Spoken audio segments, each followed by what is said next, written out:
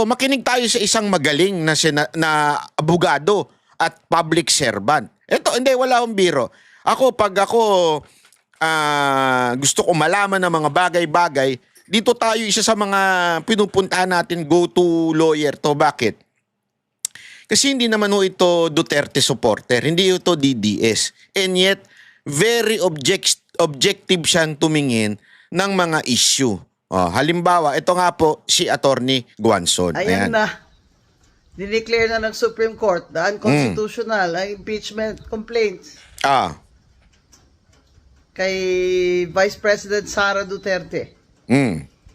Nakasaad po kasi sa ating saligang batas, ang konstitusyon, na ang impeachable officers, kagaya ng Vice President, ay pwede lamang ma-impeach minsan, once lang, sa isang taon, bawat opisyal. Yan ang unang pinaka-basic. Once lang in every 1 year. Ilan po ba ang impeachment na article na ginawa nila o yung complaint? Sorry, not article. Complaint na ipinasa. 4. Kung sino namang hindi kayo mga tanga, sinabi na nga isa lang bawat taon. 4 ang iaano nyo. Hindi rin naman kayo mga na impeachable. At ano po ang ginawa dito ni Speaker Romualdez?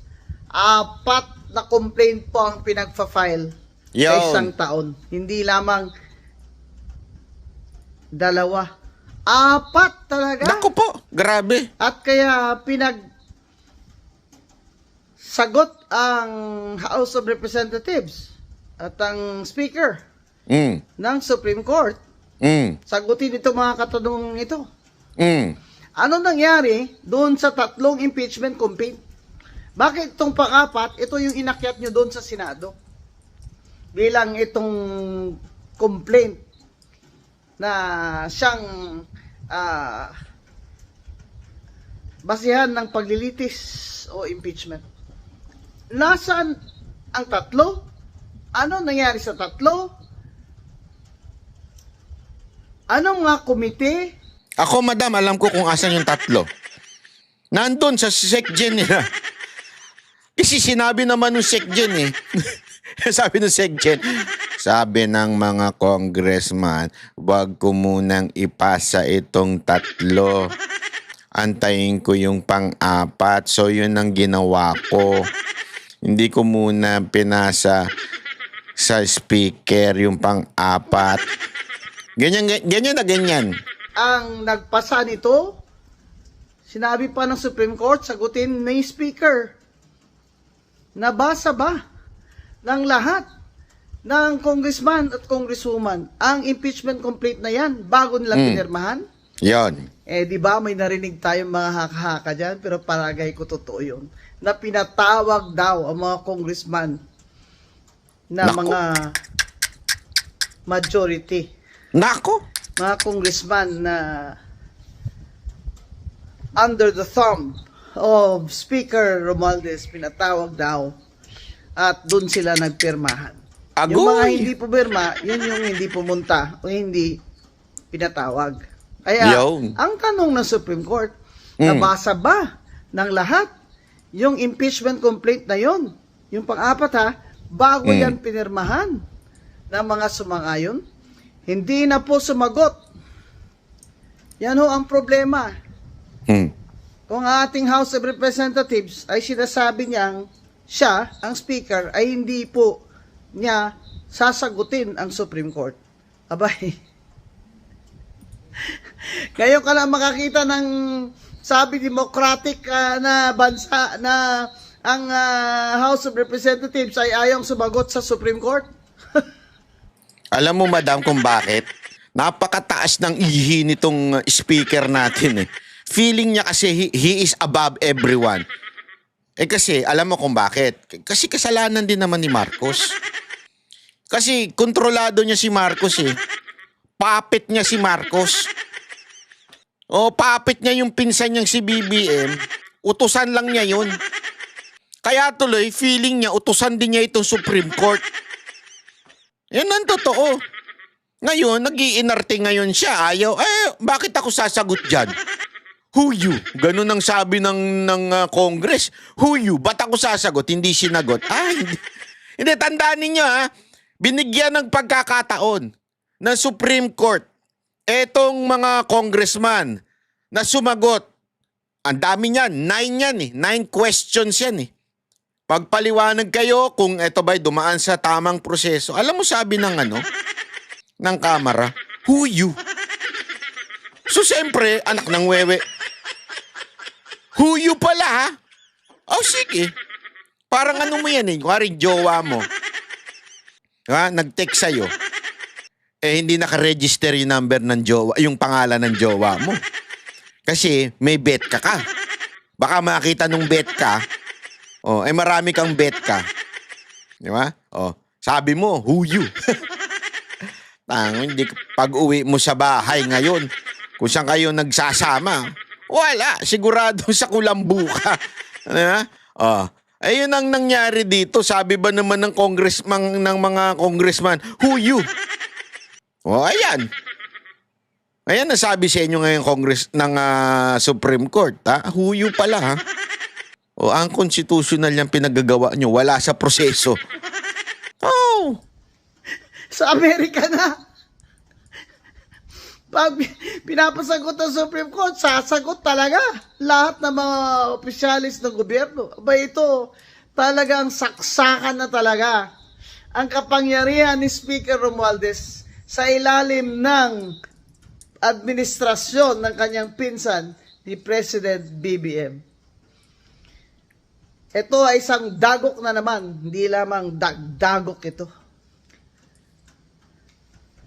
Saksak ito sa dibdib ni BBM ang ginawa ng pinsan niyang Speaker of the House. Sa pagmamadali nilang talagang tanggalin si VP Sara para wala na siyang kalaban sa 2028, ay lahat ginawa nilang basta mapadali lang. Kaya ngayon, Ma'am, 2 points na ho sila. Yung una, yung PI. Tablado rin sila ng taong bayan doon sa PI, di ba? Nabuking din sila doon sa lintik nilang PI. Ngayon, eto na naman. Hindi kasi, madam, ako sa inyo, dapat kayo ay pumasok sa Speaker of the House na opisina para magkaroon naman ng may matalinong abogado doon. Walang matalinong abogado doon, dami-daming pera ng opisina. Di ba? Ang dami-daming pera ng opisina, walang magaling na abogado. Kung siguro kayong abogado doon, masusuplak nyo yun. Kaya lang, minsan talaga, pag mayabang ka, hindi ka nakikinig Di ba? Maaaring may abogado, hindi nga lang siya nakikinig. Kasi nga, sobrang hambog Akala niya, siya na talaga ang presidente. Ayan, nangyari sa kanya. sasabihin pa ba niya, ni Speaker, na hindi siya sang-ayon at hindi sila papayag? Ay, Ngayon, ma'am. wala siyang magawa dahil yung... Yun na sinabi ng mga bata niya. Yung mga balalay niya. Nag-iingay na naman. Sinasabing hindi. There's separation of power between the judiciary and the legislative branch of government. May pa ganyan-ganyan pa sila. Alam mo, ang abogado alam yan. When you say Supreme Court, it is supreme. Sabi nga whatever the decision of the Supreme Court, it's a law. Batas. Kahit saan mong tinggalang law books yan, correct me if I'm wrong, pero narinig ko ito sa abogado mismo, sa dean, sabi niya, any decision of the Supreme Court is a law. And a law must be followed by everyone. Not just the judiciary system yan o yung branch na yan. Hindi. Every branches of government should follow the law. And decision of the Supreme Court is the law. Hindi niya uto-uto yan si Senate President Chis Escudero. Yun. Maganda yun. Siyempre, sasabihin ni Senate President Chis Escudero, nagsalita ng Supreme Court. Ano gagawin namin? Mas mataas pa ba kami sa Korte Suprema? Alam mo, sabi nga nila, Banat Bay, paano kung sakaling hindi sumunod ang Senado? Constitutional crisis yan. Oo. And I don't think they would do it. Many times, nangyari yan na there is a decision of the Supreme Court na medyo taliwas sa decision ng Senado. Pero since ayaw nila magkaroon ng constitutional crisis, sumusunod ang Senado. Kasi nga po, mga kababayan, this is Supreme Court.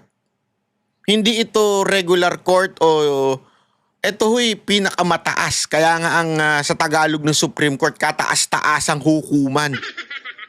Mga ulol na nagsasabing mga senador dyan na hindi sila susunod. Alam mo ba't ang tapang nila? Kasi hindi sila abogado. Subukan mong abogado ka, sabi mo hindi ka susunod. Magagadun ka. Oh, si Gadon, di ba? 2 beses ba na-disbar yung abogado na yun? Oh, kaya nga lakas na loob ng mga ibang senador dyan magsalita Good luck sa inyo. Darating ang panahon, kakailanganin nyo ang desisyon ng Supreme Court. And the Supreme Court is the Supreme Court. Yun Mas mataas pa ba ang House of Representatives under Speaker Romualdez sa Korte Suprema? Yon, tama si BBM. Madam mo. Kasalanan po ito lahat ng inyong pinsan. Yon. Kaya sana po tanggalin nyo na yan as Speaker. Yon!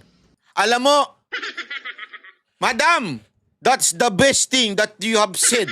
Hindi kasi alam mo, perfect example yung kay ma'am, hindi siya, inutos ng Supreme Court, hindi sinunod ni Tambay. Yung paupuin. Inutos ng Supreme Court yun. Sa sobrang kapal nga ng itong ni Tambi, mantakin mo yung asawa 3 beses nang naging congressman o congresswoman. Okay? Sabi nga ni Atty. Guanzon, wala namang nakalagay sa batas na kailangan district congresswoman 3 beses. Hindi.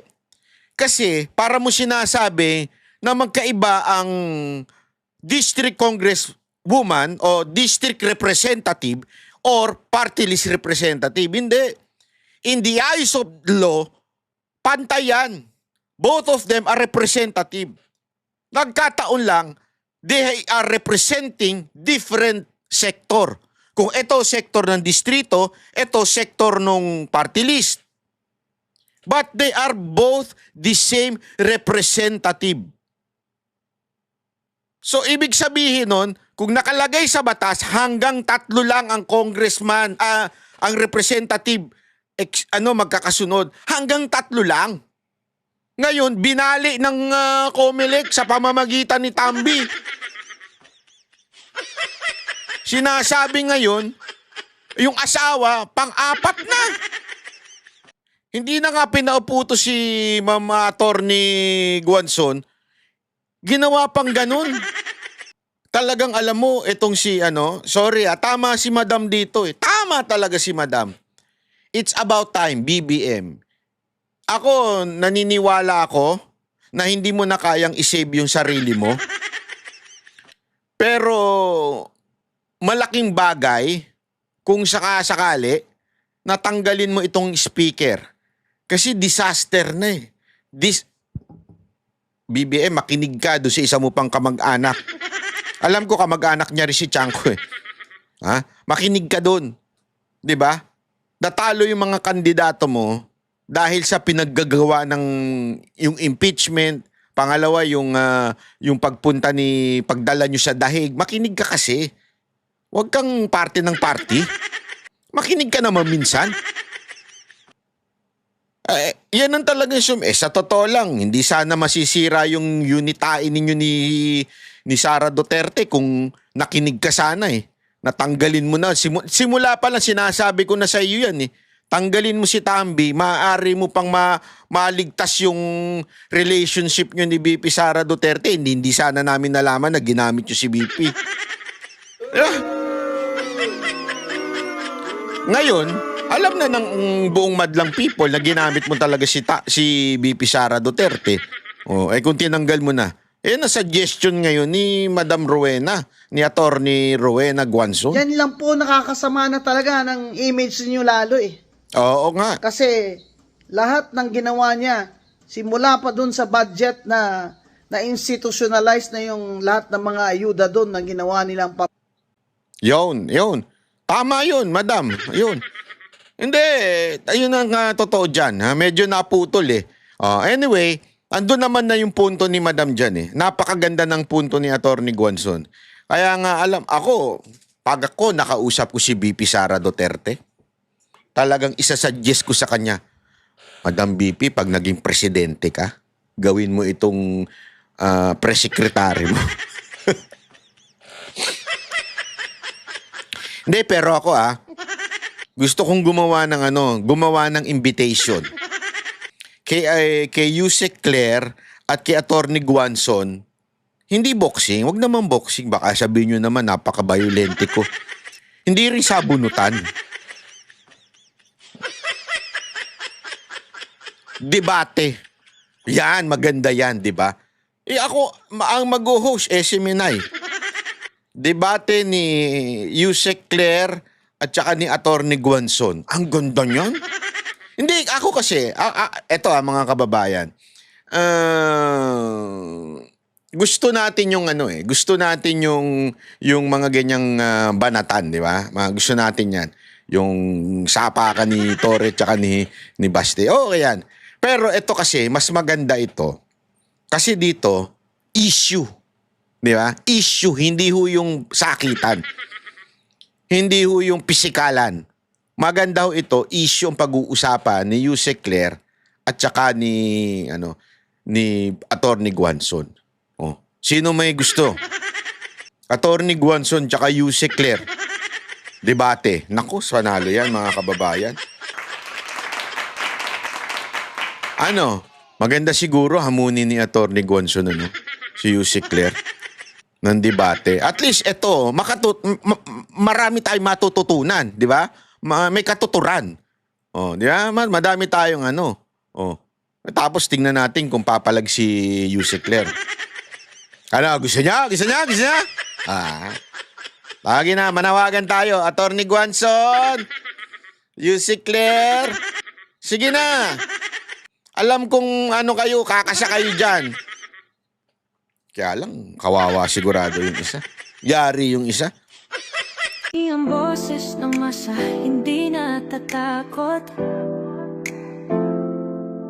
Katotohanan lang, di kami nalulunod.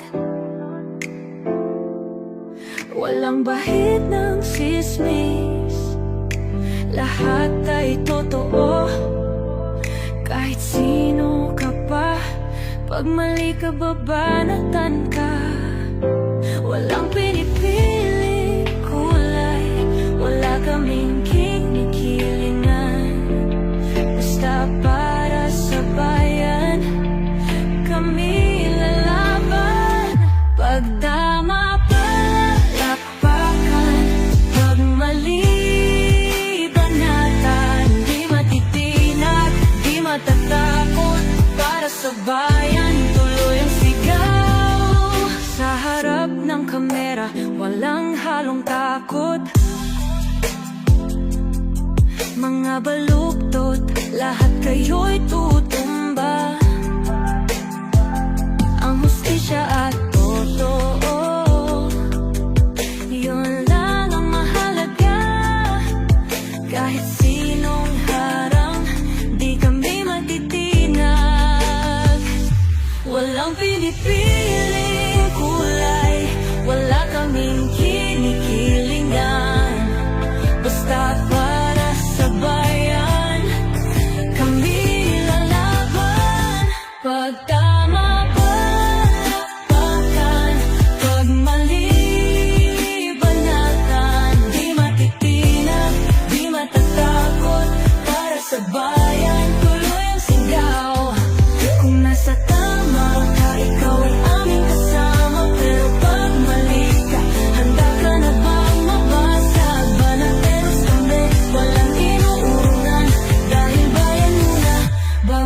sarili.